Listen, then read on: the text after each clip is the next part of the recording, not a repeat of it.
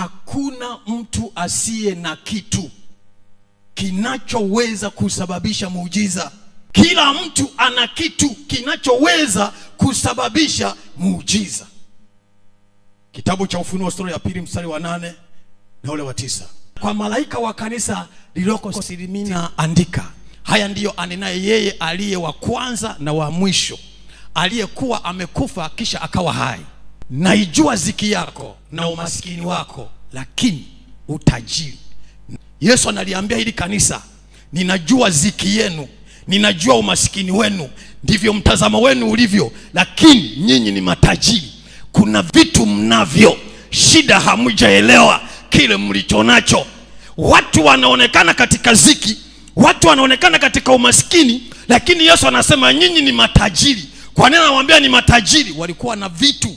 Jioni ya leo, mtumishi wa Mungu, kuna muujiza Mungu anataka tende kwenye maisha yako.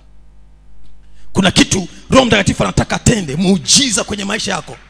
Katikati ya ulivyo navyo, kuna vitu vimebeba miujiza kwenye maisha yako. Utakapotambua ulicho nacho, Yesu anasema utajiri. Sisi ni matajiri. Kwa nini matajiri? Kuna vitu tunavyo.